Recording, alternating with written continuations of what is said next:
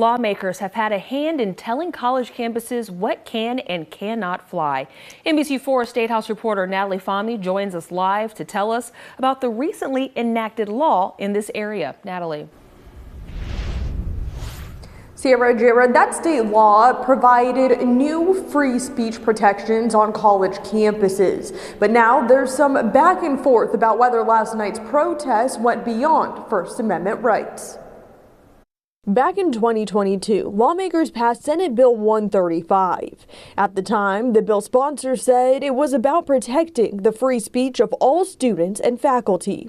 To ensure that our campuses and school districts are not only beacons of free speech and individual expression, but that the focus is on critical thinking skills to ensure students can thoughtfully develop their own opinions and make their own decisions. The law states that in addition to complying with other laws regarding the regulation of free speech on campuses, each state institution must adopt a policy that affirms several free speech principles.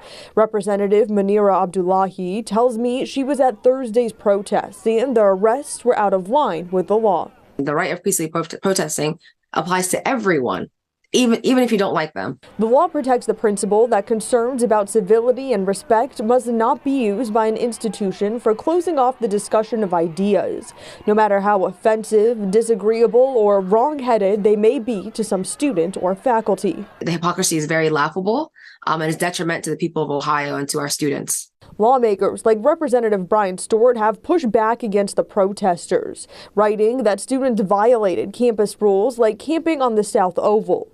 He cited time, place, and manner restrictions, which he says are as old as the First Amendment itself. The state does allow institutions to impose measures and guidelines about where and when protests can occur.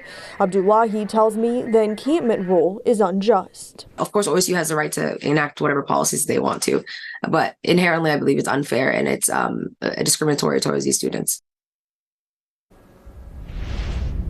Abdullahi tells me right now she does not see the need for legislative action. I did reach out to several Republican lawmakers and the Speaker of the House and Senate President. They say they have no comment at this time.